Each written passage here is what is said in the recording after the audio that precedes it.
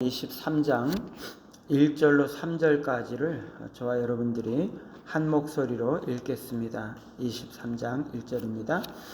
이에 예수께서 무리와 제자들에게 이르시되 서기관들과 바리새인들이 모세의 자리에 앉았으니 그러므로 무엇이든지 그들이 말하는 바는 행하고 지키되 그들이 하는 행위는 본받지 말라. 그들은 말만 하고 행하지 아니하며. 아멘. 신뢰 회복의 길이라는 제목으로 말씀을 드립니다. 오늘 말씀에서 예수님은 서기관들과 바리새인들을 아주 혹독하게 비판을 하고 있죠. 서기관들과 바리새인들은 백성들에게 우상과 같은 존재였습니다. 아주 신임받는 존재였죠. 당시의 유대인들은 두 사람이 천국에 간다면 그 중에 한 사람은 반드시 바리새인일 것이다, 이렇게 생각을 했습니다. 그만큼 그들은 사회에서 존경을 받았고 신임을 받았죠. 그러나 예수님은 그들이 종교 지도자로서 아주 중요한 결격 사유랄까요? 흠을 가지고 있다고 말씀을 하십니다. 그것은 그들이 언행이 불일치하기 때문이죠. 예수님은 그들의 맡은 바 직분과 또 근본적인 직무의 수행에 있어서는 매우 탁월하다는 것을 인정을 하고 계십니다. 그들은 모세의 자리에 앉아 있습니다. 그들은 유대인 사회에서 모세와 같이 율법의 공적인 해석자와 교사의 역할을 하고 있다는 것이죠. 모세의 율법은 그 나라의 법이었던 것이죠. 그렇기 때문에 이 바리새인과 서기관들은 이 유대인들에게 그 나라의 재판관들이었고 그 사회의 공적인 질서를 유지하는 그런 굉장히 중요한 자들이었습니다.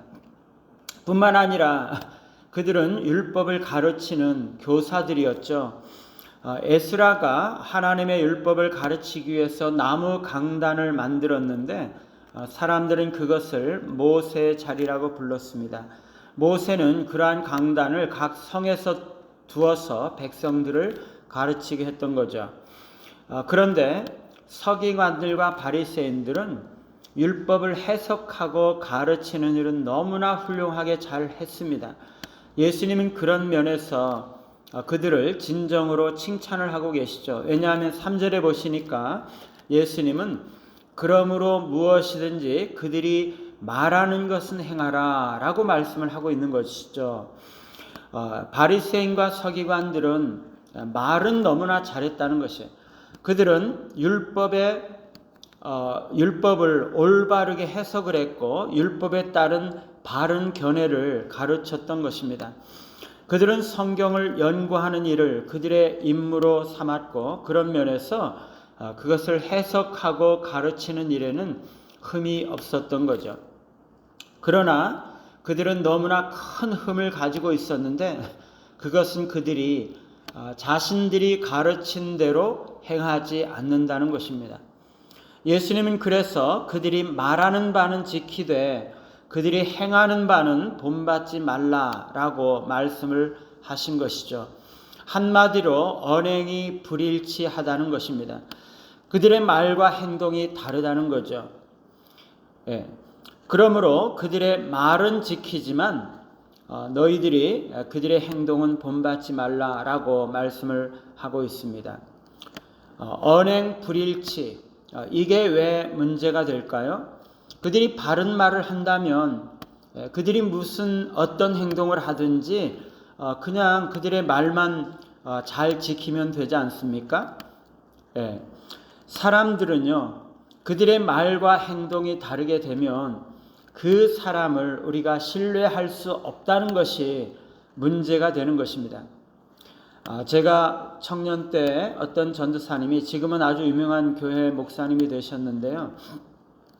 설교자로서 자신이 가지고 있는 중요한 원칙이 하나 있었는데 그것은 설교자는 설교한 대로 행하고 행한 대로 설교해야 한다는 것이었습니다.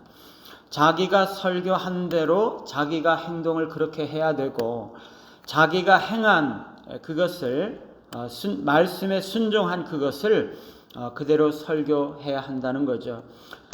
제가 처음에 그 말씀을 듣는 순간 너무나 감동이 되어서 아직도 그것을 기억하고 있습니다.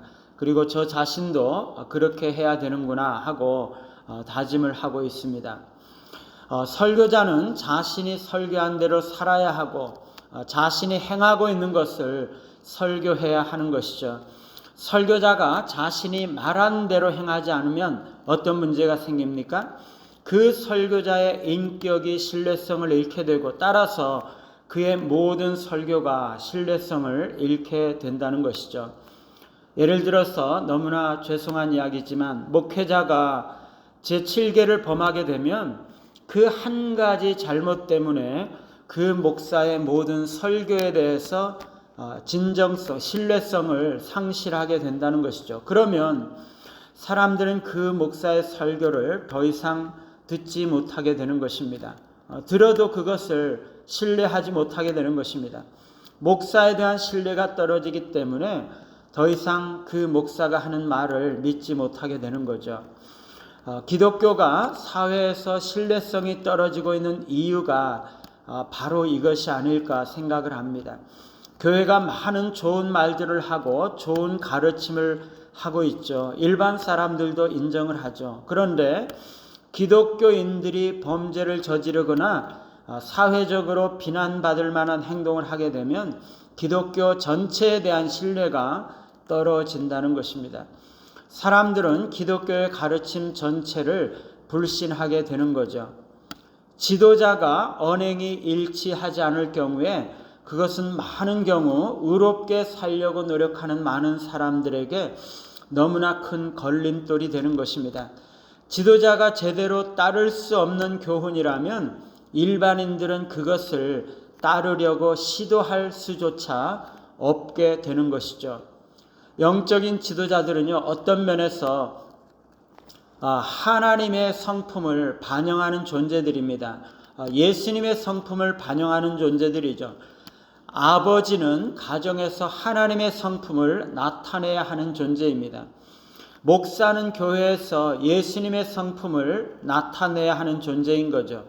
그런데 만일 목사나 아버지가 혹은 다른 영적인 지도자들이 그 언행이 불일치해서 도덕적으로 흠이 있는 행동을 하게 된다면 그것은 가족들에게 혹은 추종자들에게 하나님의 성품에 대한 왜곡된 이해와 선입견을 가져올 수 있다는 것이죠.